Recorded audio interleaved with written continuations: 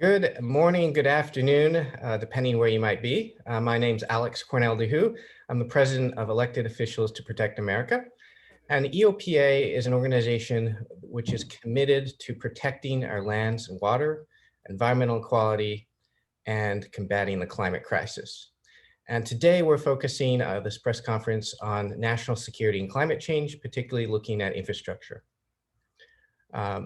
EOPA works with veterans all across the United States and actually, frankly, world, because veterans have a unique perspective, particularly when it comes to looking at our security and our prosperity.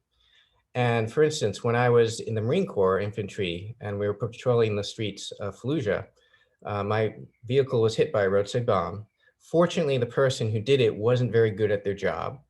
And as the dust was clearing, we were able to catch him.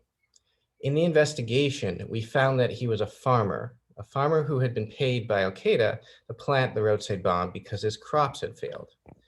And those crops had failed due to a massive drought exacerbated by climate change.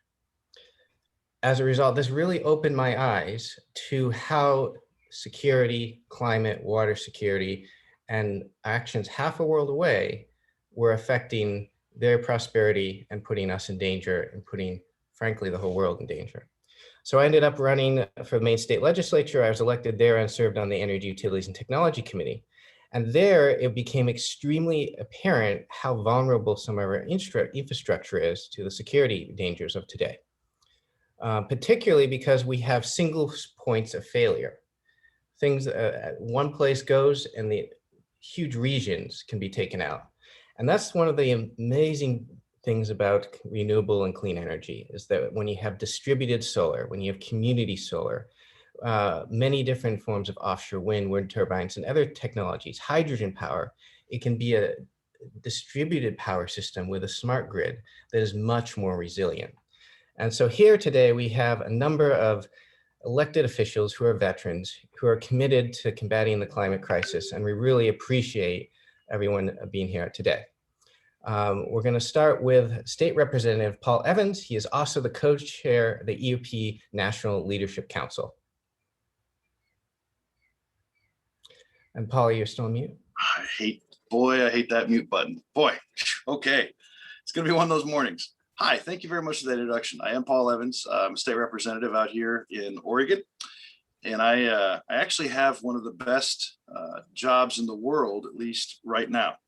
As a state representative, I currently am the chair of the House Veterans and Emergency Preparedness Committee, but I also get to serve on the Joint Transportation Committee and the Joint Ways and Means, that's our budget committee, Transportation and Economic Development Committee. I say that because right now, as we are moving forward in terms of understanding the linkage between the world that we thought we knew and the world as it actually is, there is no more important subject than reconciling how we decide to maintain the critical junctures, those nexus of human activity in ways that are more sustainable.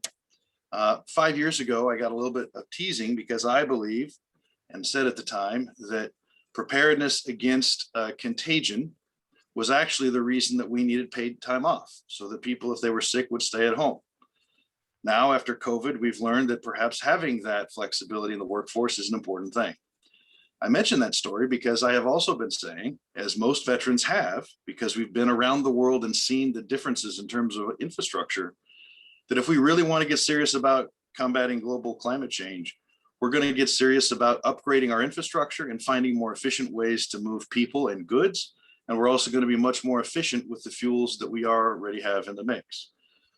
I believe that the Pentagon, about 4 years ago, when it recognized that global climate change is a clear and present danger to the health and welfare of the United States of America, could have also been saying for the rest of the world that is a clear and present danger. Our generation, for good or for ill, is trying to pay the bill of the future of the generations that came before us.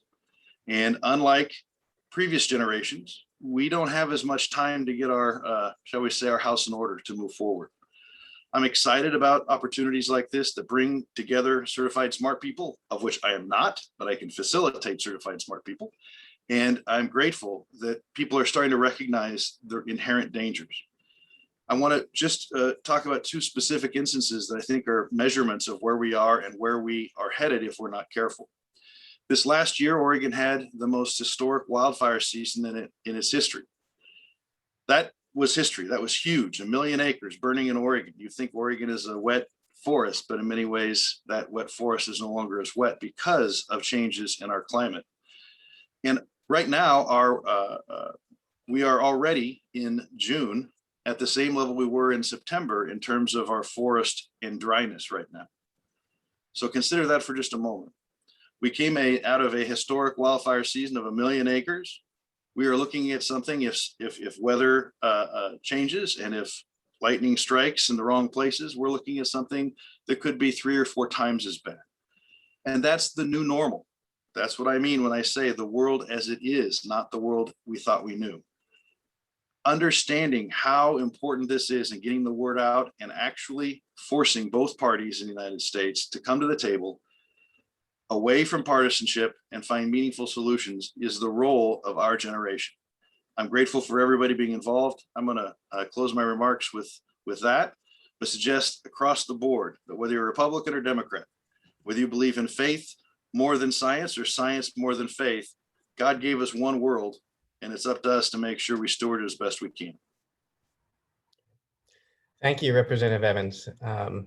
It is really disturbing to see the potential fire dangers that's happening out west. The Hoover Dam is at its record low, and that's just an indication of how dry it's going to be this summer and winter. Yes, sir. Next time we have up Supervisor Mike Turner.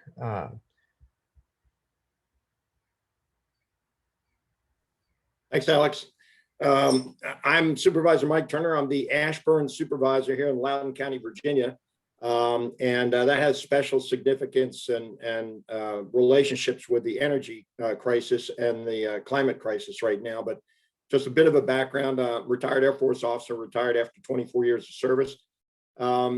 In my very first assignment, I was an air rescue helicopter pilot in Thule, Greenland, which is about 600 miles from the North Pole, right on the northwest corner of Greenland. And I have pictures when we were outside of the base one day of standing with 1 foot on the ground and 1 foot on the edge of the ice cap. The Thule ice cap is the second largest polar ice cap in the world behind Antarctica. At its height, it's well over it's about 3 kilometers thick, well over 10,000 feet thick. You can imagine my shock and horror over the last 2 or 3 years when I hear that there are now portions of the Thule ice cap, the Greenland ice cap, that have completely melted off. And they are seeing pieces of ground and tundra now that have never been seen by human beings before because of the melt off.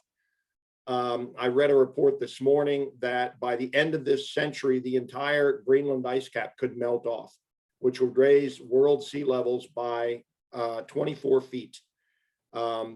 The populations that will be most impacted by that kind of catastrophic sea rise would be the populations least able to adapt to those kinds of changes, economically disadvantaged that live near the coastlines. Fast forward, I was a fighter pilot at Homestead Air Force Base, and there's a standing order with military bases in the Air Force that if a hurricane's coming, you evacuate all the aircraft. We had over 100 fighters at Homestead Air Force Base charged with the protection of the southeastern United States and any number of war plans globally. And when the hurricane came into town, this was pre-Andrew, we literally took all the jets. We had to leave our families. We took they were evacuated separately, but we took all the jets up to North Carolina, and they stayed there and weathered out the hurricane. Which means that defensive capability was basically neutralized for about a week to a week and a half. You can imagine if the rate of hurricanes and the devastation caused by hurricanes is increasing significantly as a direct result of climate change, the impact that this can have on national security.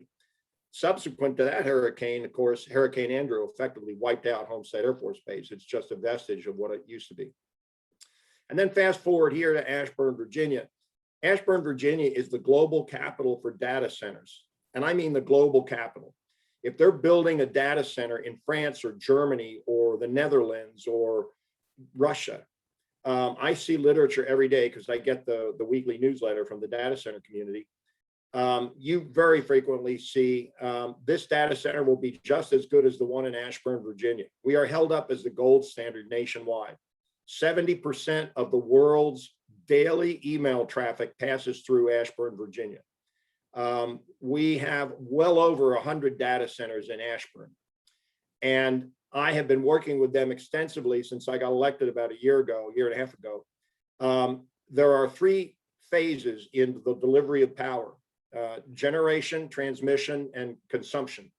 The data centers, realizing how much data they use, because they are using enormous amounts of electricity to process this data. The current state-of-the-art data center requires about 120 megawatts. That's a cutting-edge data center, 120 megawatts of energy. On the consumption side, the data centers are fighting tooth and nail because of the market. They have to be competitive in the market to get what they call their power utilization efficiency down to 1-to-1. That means if 1 megawatt of power is coming in the front door, they want 1 megawatt of power going out in the form of data. Right now, industry standard is somewhere in the neighborhood of 1.3 to 1.15. So about 0.15, about 15% overuse of energy in order to generate that data. But with submerged data racks, they're moving quickly to a 1-to-1 ratio, perfect efficiency in the use of energy.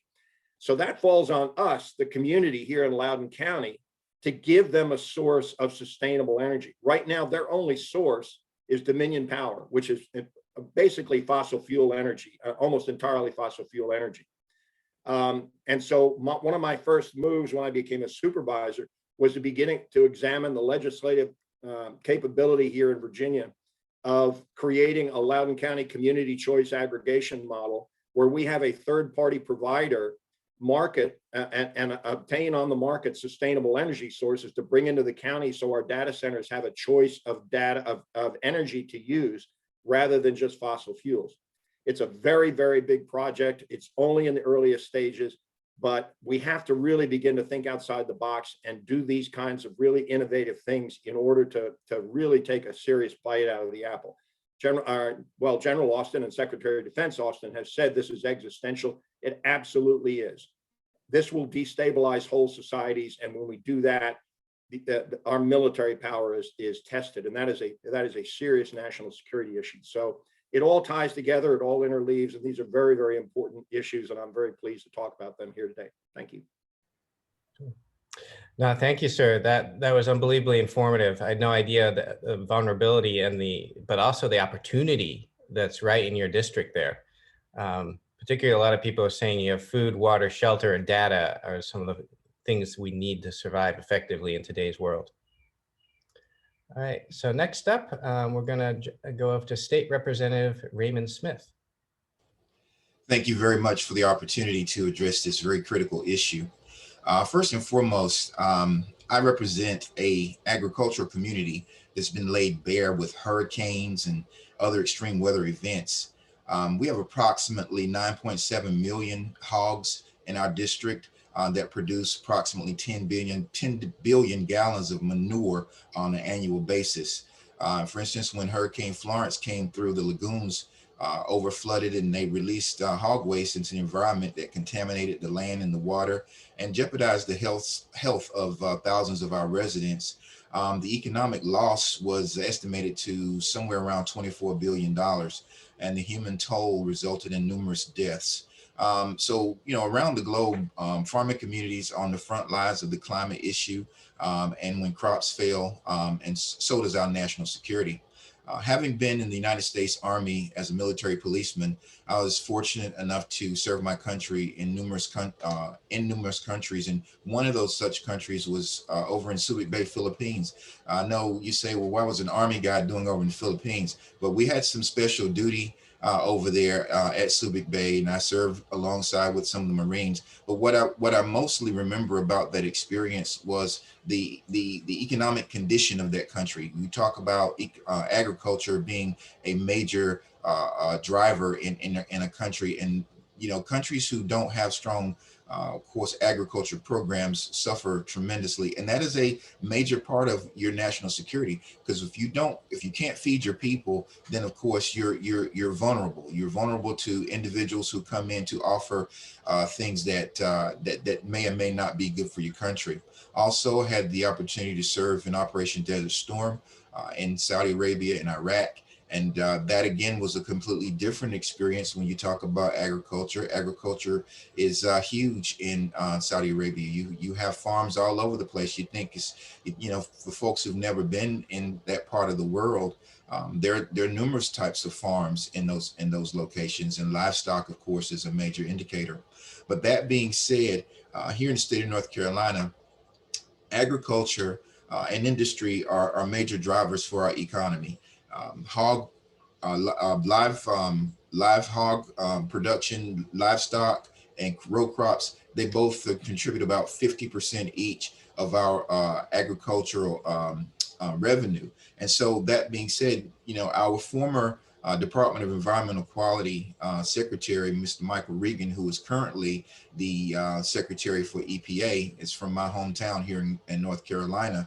He stated once, one quote that he made that I thought was very profound.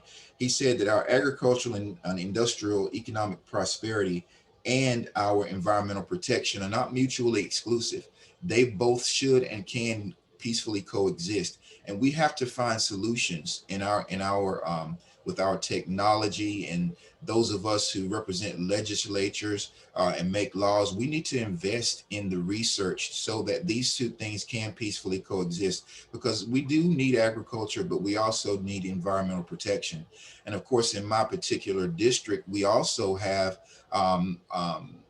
one of the largest power producers, which is Duke Energy, and we have coal ash ponds in our district as well, along with the hog waste lagoons. So we have a tremendous responsibility, especially in my district, to try to make sure that we mitigate these potential environmental hazards, which are absolutely detrimental to our nation's protection. So that being said, I'll stand for any questions. Thank you. And thank you. That's so unbelievably true, particularly when we look at regenerative agriculture, how much water that can hold compared to some of the chemical agriculture that we've been so reliant on. And when we look out west, particularly, that's the difference between livelihoods of a lot of the farmers. And when you unfortunately head down to South America, that's the difference between someone's life and feeding their family. So next we're going to go to Trustee Jay Chin. Thank you, Alex, and thank you to elected officials of Protect America for this important discussion. My name is Jay Chen. I'm the president of the Board of Trustees for Mount San Antonio Community College. It's one of the largest community colleges in California. I'm also a lieutenant commander of the United States Navy Reserves, and I'm a candidate for Congress in California. I'm speaking to you right now, actually from northern Arizona, where we're experiencing the start of a record-breaking heat wave with highs in the triple digits each day. These are conditions that are only going to aggravate the record-setting drought that's already plaguing the West. So like many parents with kids, I brought the family here for summer vacation and to see some national parks, but the reality is we will be staying indoors for much of this trip because of the dangerous heat. And it's just a fitting reminder that climate change is not some esoteric theoretical topic. It's one that can clearly be felt, and it alters behaviors and patterns of life. Every year in California, it seems like we're setting new records for the duration and size of our annual wildfires, which are getting hard to extinguish with water because our lake beds are going dry. And the land in California in some parts are actually sinking because of how much water has been taken out of the water table. So despite being the 5th largest economy in the world and the source of so much innovation, we cannot escape the ravages of climate change. But climate change isn't just impacting our local comfort and safety, it's impacting our national security. The weather that I'm experiencing right now actually reminds me of my time in the hot and dry desert of Kuwait, which is where I was mobilized last year for Operation Inherent Resolve, the mission to defeat the Islamic State. So as an intelligence officer, it was my job to track the movement and activities of ISIS and other extremist groups in Iraq and Syria. And I'll say climate change has been a boon to radical groups like ISIS. Extreme weather has disrupted agricultural patterns and caused economic ruin for many rural communities. And this has swelled the population of unemployed and disaffected young men who are susceptible to the siren call of extremist groups that promise wages, sustenance, and purpose. And the economic devastation caused by climate change is also spurring migration patterns that are pitting peoples against one another for depleted resources, which is then fanning the flames of xenophobia and nationalism, which is just more kindling for armed conflict. And this conflict eventually draws the attention and resources of the United States. So it's clear that climate change is creating a more dangerous planet, not just through direct environmental devastation, but also by causing humans to adapt and to react to these changes in damaging ways. And as one of the largest emitters of CO2 in the world, the United States must lead in efforts to reduce this pollution. As local elected officials, we can do our part. My household has been driving all electric for several years now. We've had solar panels installed in our house to demonstrate our personal commitment to combating climate change. And as a trustee with Mount San Antonio College, I'm proud that we created a campus sustainability plan that guides one of the largest community colleges in California in reducing its carbon footprint. That includes building LEED certified buildings, installing solar panel arrays and electric car chargers, and maintaining our own thermal cogeneration plant. We're currently undertaking one of the largest infrastructure projects in the region, but we're able to do it in a smart and sustainable manner. But national leadership and a national strategy is needed as well, and that's one of the reasons why I'm a candidate for Congress.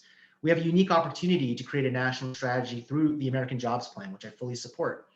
Our country is long overdue for an infrastructure program that won't just fix our decaying roads and bridges, but it'll also set us on a path towards diversified and sustainable energy production that reduces our reliance on fossil fuels, minimizes impacts on our environment, and strengthens the security of not just our nation, but also the planet. The United States must lead on the issue of combating climate change. Congress has the chance to achieve that, passing a smart infrastructure bill, and the eyes of the nation are watching. So let's get it done. Thank you. Thank you, Jay. It's a really good point. We each have the ability to do our personal commitment. On the bigger scale, it's the systemic change that's going to happen with the agriculture, the infrastructure, and every other aspects that creates carbon pollution that is making one of the most dangerous to our society and the world. So without public policy, we're not going to be able to tackle the dangers of climate change. All right. So next we're going to come to Commissioner Steve Child.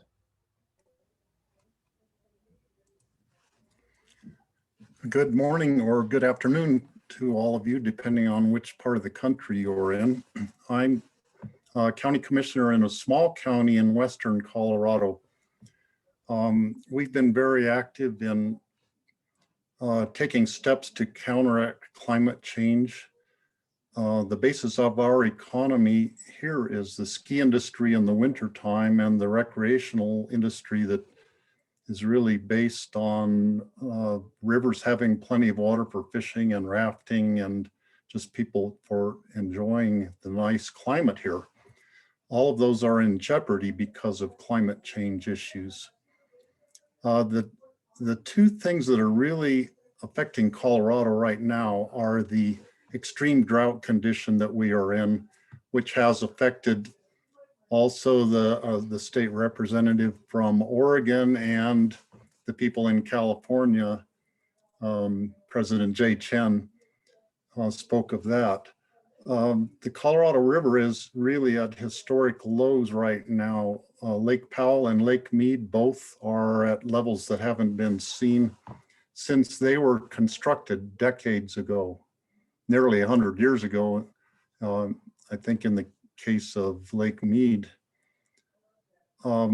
this water is the lifeline for really, millions and millions of people, but it also provides water for growing crops, which are the basis of a lot of the fruit and nut crops that are grown in the United States use Colorado River water. Also, a lot of the winter vegetables that are grown in the United States are grown using water from the Colorado River.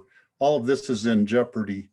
When people start getting hungry, that's what tends to lead to the biggest disruptions all across the globe with with people moving to go somewhere else where conditions might be better. More directly in Colorado, we've been impacted by wildfires also. We had a record-setting wildfire summer last year. Already we are suffering from wildfire smoke from fires in Utah, Arizona, and New Mexico, where the smoke is blowing into western Colorado. They're predicting that this will be probably a worse fire year this year than we had last summer, because the conditions are just very hot and very dry already. There were two instances of how wildfires impacted our community in the last several years. Last fall, there was the Grizzly Creek fire that started right adjacent to a rest area in Glenwood Canyon along Interstate 70. That fire ended up burning about, I can't remember, 35 or 40,000 acres. It closed the interstate highway for about 2 weeks. It also took away vegetation, which is helping to hold the soil and the rocks in the canyon. The interstate could be closed at any time during this summer just because of rockfall coming down and blocking the interstate. This happens periodically, that the interstate will be closed. Our interstate highway system was built for national security. It's mostly used now for people just to get around more easily, but the whole purpose of it was a means for moving military equipment quickly and safely from one part of the country to the other. Another fire that burned about 3 years ago burned a major portion of the power line into our county seat here in my county. There is a famous power pole that did not burn through. And because that one power pole did not burn through, our power stayed on during the duration of that fire, the Lake Christine fire. That just points out to me the vulnerability of the electric supply to our valley and here in one valley in Colorado. In order to be really resilient in terms of our electric supply, we need to have distributed energy sources. And just last week, we broke ground. Well, the company building the project broke ground on a 5 megawatt solar farm, which will be the first solar farm here in our county. Everything else we have has just been individual rooftop solar projects, a couple of small hydroelectric projects that are here in the valley and have historically been here for over a century. But in order to be truly resilient and so we aren't vulnerable to a wildfire burning our electric line coming into my valley, we need to build the equivalent of 10 of these 5 megawatt solar farms. Now, by equivalent, I mean we don't necessarily have to build 50 megawatts of solar production, but we need to be providing industrial scale electric storage systems. We need to upgrade the efficiency of all of our transportation and heating and cooling systems in buildings at the same time as building more solar farms where that's appropriate. I would say that it would be very important for the federal government to start putting money into this kind of infrastructure project, making our power lines more resilient to wildfire, putting more stimulus money into building more renewable energy projects wherever they may be. And I'd say that every part of the country should be looking at what they can do to produce renewable electricity supplies. Also, we rely heavily on natural gas and oil here for our transportation and heating and cooling systems in our buildings. We really need to quit burning fossil fuels, and we need to look at electrifying our buildings, the heating and cooling of buildings, as well as electrification of our fleet of automobiles and in some cases airplanes, with electric airplanes becoming a new and coming thing. In order to do all of that, we really need to be producing a lot more electricity than we are today. That exacerbates the issue of trying to get off of burning fossil fuels to create electricity at the same time, using the technology that we have. I would like to see the federal government really put a lot of money into the development of these experimental technologies, many of which are really a sound basis, but they just need financial backing to have them come to reality. So that's the main thing that we are facing here in Western Colorado.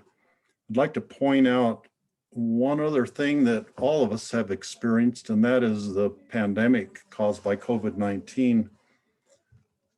There is a direct correlation between the pandemic and overpopulation of the world by people. We have too many people.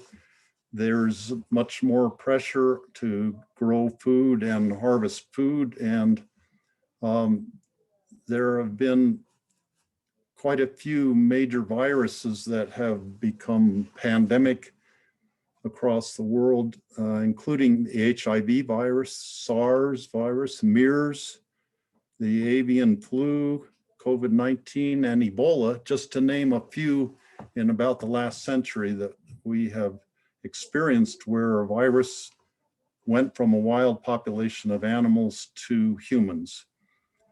And our federal government needs to be keeping alert to the next pandemic. I'm certain there will be another pandemic from some other virus that we don't anticipate yet, but that's part of keeping our national defense strong and ready for any situation, is preparing for the next pandemic. People probably hate to hear that, but I think the track record of what viruses have done in the last century to humans it speaks for itself. So I hope everybody is well from the virus. I don't wish it on anybody. We aren't out of this pandemic yet, and we need to be planning for the next one too. So thank you for the opportunity to make comments on this. Appreciate it. Thank you. Yeah, thank you very much, Commissioner. That's a really good point on the pandemic and viruses. Actually, herds of reindeer have been killed by viruses that were released in the Arctic. And the number one most deadly animal in the US, actually the world, is the mosquito, because of its transmission of viruses. And as the world warms up to different places, diseases are spreading to different places where they normally wouldn't be. And our increase in habitat destruction and encroaching on the natural habitat of others have allowed that jump between viruses, between animals and humans more. So that is definitely a security concern. So thank you, everyone. We're going to now transition to the question and answer section. And there are a number of questions that have been popping up in the chat here. So I'm going to go to a first one. And this really encapsulates some of the more recent events with the colonial pipeline and how the dangers of that. So a lot of maybe on the conservative side, we're arguing that's a reason why to expand some of the oil and gas. But actually, a hurricane or national disaster or something that happens, what's happening in your respective areas, or what do you think needs to happen to ensure that our grid becomes more secure?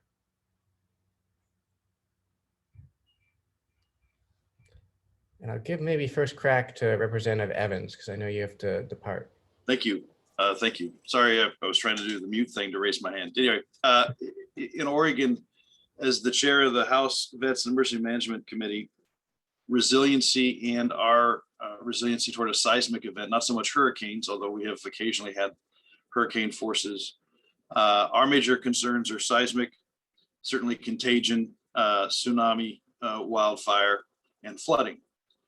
We have two regions that could seismically be a problem. One is Mount Hood and the quote unquote the Ring of Fire. The other one is we have a very timely plate movement about every 302 years or so, when we're at 320 on the Juan de Fuca plate. What you need to do, or at least what we're trying to do, is to harden as much of the physical infrastructure that the state has control over, meaning whether the state owns it, the state provided money for it, the state provided a loan or perhaps a forgivable loan, money, a grant. But we're also trying to negotiate with the private sector. And one of the unfortunate things that we're going to have to change, and this really does need national leadership, is changing the mental idea of what fiduciary responsibility is. What I mean by that is this. First, you need to conserve what you have and harden it so that after an event, you have at least some capacity. You need to distribute so that the grid is more not just dependent on one particular hub, but in our state, 90% of the fuel comes through one particular fuel hub. We've been trying to work with industry to harden it. There are certain types of technologies that can be used. Also, perhaps moving a portion of it in another part of the state for resiliency purposes. However, fiduciary responsibility in the private side means higher profits and dealing with things when they are a known risk, not something that is a potential risk. We need to change, I think, the conversation, because ultimately in a world that is changing so fast, I happen to believe that resiliency is an economic value. It just isn't expressed as much. If you prepare for those types of events and are ready when it happens, you're going to be much more able to continue your operations. To me, that's good security planning. That's contingency planning. But right now, unfortunately, in many cases, you have to fight very hard to make the case that you should harden these facilities, that you should do the stuff that doesn't really show, the stuff that the consumer may never see, the stuff that the board members or the owners or the managers of the company don't really want to spend money on because there's no, at this point, tangible reward for doing so. So changing that conversation, rewarding those that take the steps to be prepared, resiliency, and then distributed networks, I think are where government can try to lead the way, facilitate better planning, because these events, natural events, are only going to get larger, more expensive, and worse. Unfortunately, that's very true unless we take action. I'd like to punt this question over to some of our folks in the East Coast, because I know Virginia and North Carolina were particularly hit by this issue. So if one of you would like to jump in. I'll dive in. It's Mike Turner in Ashburn. I'm really sensitive to the inherent security of distributed supply in any commodity, whatever commodity we're talking about. I'm really hyper focused on it with data centers and electricity, because those data centers are totally dependent right now on fossil fuel electricity. So I'm really focused on distribution of single source. Any aspect of our society that is single source, near monopolistic or oligopolies in what they provide, in the commodity that they provide in the modern age, are absolutely top of the list targets for ransomware.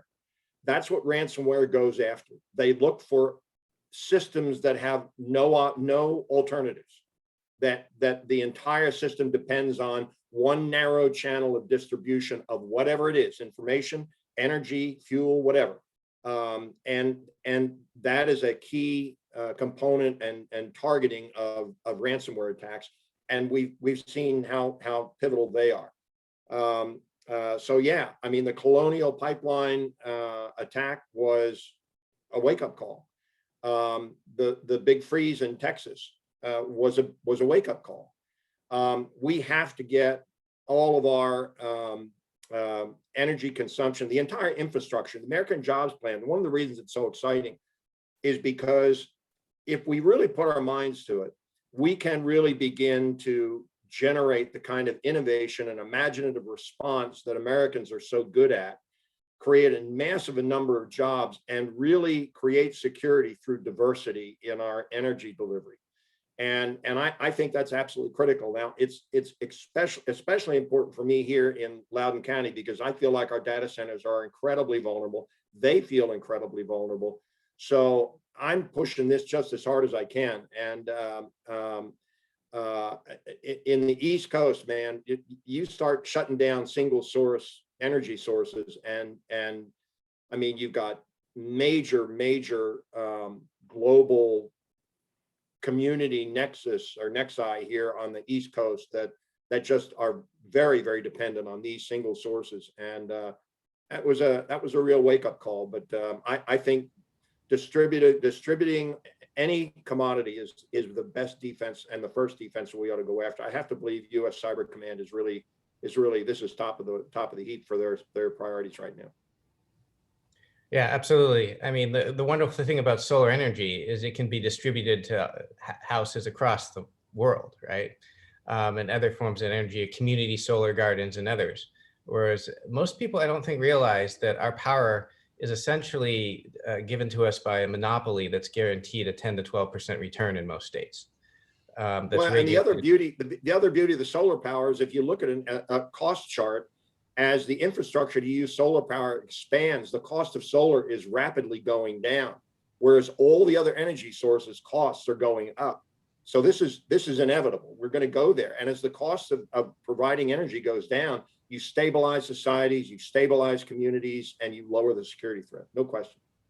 Yeah, well said. Yeah, 2/3 of the world, it's actually cheaper to develop renewable energy than fossil fuel energy right now. I mean, the investment in renewable energies worldwide is 300 billion versus 100, if I remember the facts correctly. So it's definitely going there. It's just a matter of will we get there in time, in many places, and before people take advantage, and sadly, natural disasters force us to do it. So I just want to give Representative Raymond Smith a chance, because obviously North Carolina was impacted by this as well. Absolutely. You know, my undergraduate degree is in supply chain management, and as was said earlier, any choke point in that supply chain can really devastate a community, and it certainly was brought to bear in that recent event. In the state of North Carolina, what we have done, we have a Senate bill. Senate Bill 509 that actually speaks to an energy resilient North Carolina. And in that bill, we want to establish a program within our Department of Environmental Quality wherein we establish energy resilient communities. And this is a grant program through the Department of Environmental Quality that each community along that supply chain can develop its own energy resilient program so that they can be self-sufficient in the event of another disaster like the one that we most recently experienced. And this fund, of course, it is a proposal, but of course it's not seen the light of day as far as a House vote or any real discussion about it. But we do need to be prepared for the next event, because if individual communities can sustain themselves while we are trying to mitigate whatever disaster comes about, then that in and of itself will keep us from falling prey to or being victims of such an event. So those are some of the efforts that we are undergoing here in the state of North Carolina. And for those of you interested, you can look it up, Senate Bill 509. And of course, I don't think there's nearly enough money in there for that, but it is an effort and it is pointing us in the right direction. That's great to hear. We're going to have to check that legislation out.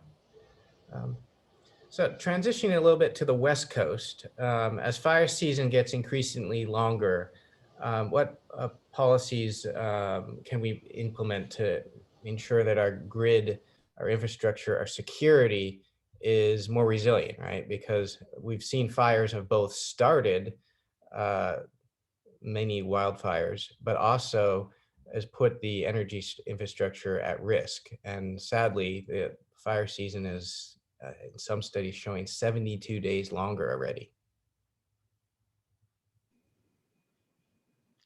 I could speak to that. You know, what we have to do, and it's been mentioned by many, is we've got to diversify our energy sources. And that's something that we've tried to do at Mount San Antonio College. We aren't a large municipality, but we are a very large college campus, and we have the land and the wherewithal to try to become more energy independent. But I'll say that it has not come without its costs and its detractors. You know, we've tried to build solar farms on our land, and that has received pushback from neighboring communities because of how it might look or change the landscape. And so I think there's really leadership needed at the state level to try to make sure that these efforts to diversify energy sources can go through, and there needs to be leadership at the local level to try to push some of these projects through. So at Mount San Antonio College, we're still trying to create more independent sources of energy, and I think that's basically what we have to do in California. But one of the other concerns now is with all the wildfires potentially creating more pollution in the air is solar panels. Will they be impacted down the line if wildfires become a big issue? So we have to constantly keep thinking ahead about what the ramifications are for this changing climate, and whether the solutions that we have in place will be even sustainable down the line. I know the federal government's opened up offshore wind to California too, which looks very promising. It's anything like the coast of Maine, where you can produce 40 nuclear power plants worth of energy. It has a very similar coastline where it drops off. So it looks like there's some other promising energy sources in California too. So if I could jump in here and speak about a couple of things that are happening here in Colorado. My electric utility, a rural electric cooperative, has just announced a goal of having 100% renewable electricity by 2030. Right now, they are at about 70% there. And I'm certain that they will achieve the 100% by the year 2030, just 9 years from now.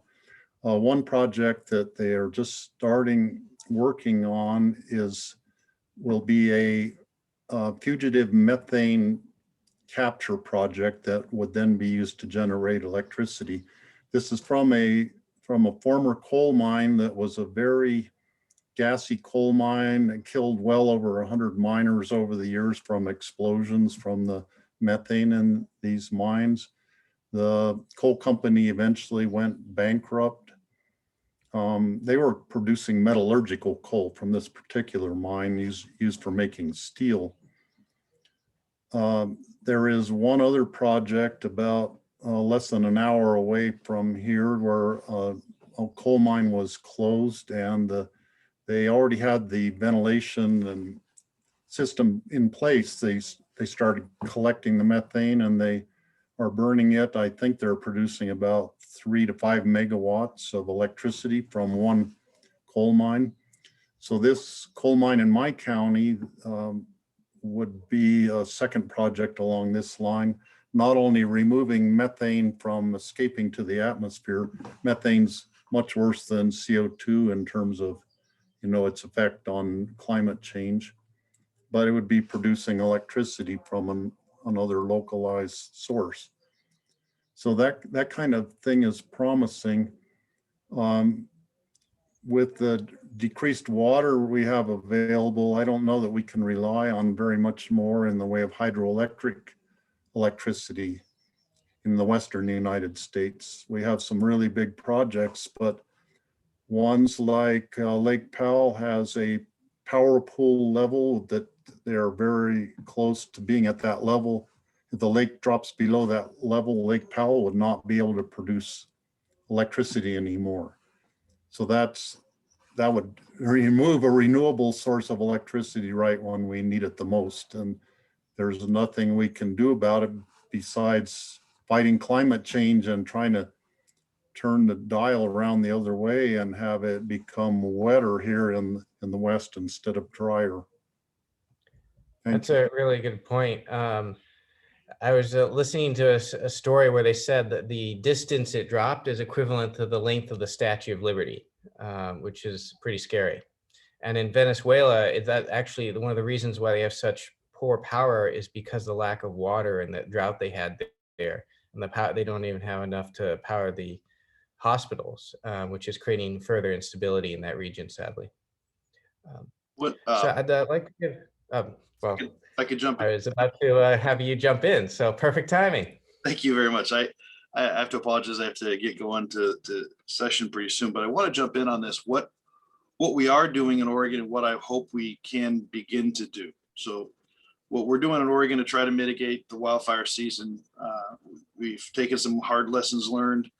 We're reorganizing our response and our preparedness system. We're putting more mitigation experts out there to try to ensure that we don't build in the wrong place, that what fuels can be taken out that is consistent with the forest management, forest practices plan can be taken out. And we've spent a lot of time this legislative session focusing on specific wildfire long-term mitigation. Short-term, we're probably going to still be relying upon response and some mitigation, likely mostly in terms of salvaging property for the wildfire season, making sure that most houses and facilities have defensible space, et cetera. However, we are in Oregon doing what we can in terms of, we've already passed legislation. We'll be off coal by 2030. By 2040, we have a bill before us that I think will be passing pretty soon that will make Oregon, commit Oregon to being all renewable energy by 2040. We have the low carbon fuel standard, which has driven a lot of innovation and technology. Unfortunately, we're a spread out state. 80% of our population is in the Valley, but we're the 10th largest state. So distributing the kinds of alternative energies out so that cars that come powered by new alternatives take a little longer out here, because while we can get it going in the Portland, Willamette Valley region, getting it statewide is hard to start some of those transitions of technologies. Nationally, what I hope happens, and to what Mike, Mr. Turner said, if we do this right, if we do this infrastructure package right, if we can get Republicans and Democrats and non-affiliateds wrapped together in a narrative like we did with Eisenhower, Sputnik, the science program, and the roads, or Kennedy did with the race to the moon that got people excited about something that we probably didn't need to do, but it unleashed all kinds of scientific development, and it basically kept us out of a war. If we can come up with a theme, a narrative, a strategy, a heroic legacy story that brings in not just renewable energies, but a reason why and a face to put on it. So let me explain. If it were up to me, I would be focusing on carbon sequestration as a major element to buy us more time to bring these other energies online that we won't otherwise have. We should be focusing on getting into the Paris Agreement and making it basically help leverage those forest areas throughout the country that we have, and those areas that can sequester carbon.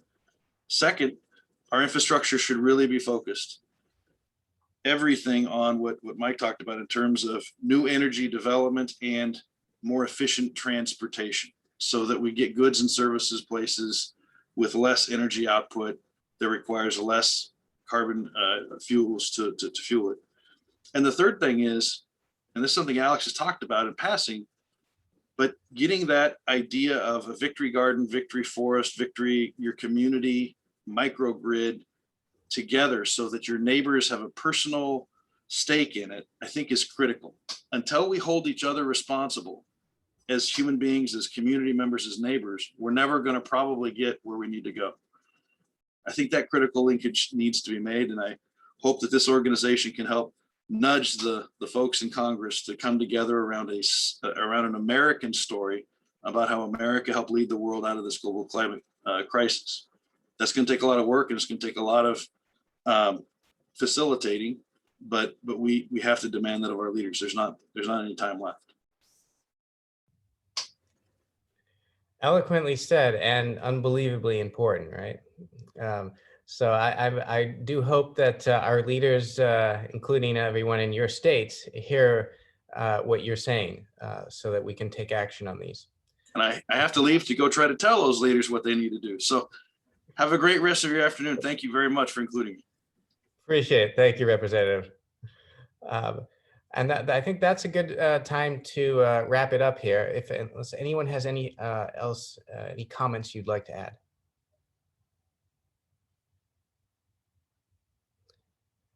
Great. Well, I appreciate everyone who joined us and the very insightful questions that we had. If you need any follow-up questions, please reach out to us on the press release. The contact information is all there. If you'd like to follow up with an individual interview, just send us an email or a text and we'll work to set that up. Again, thank you very much and look forward to hearing from you.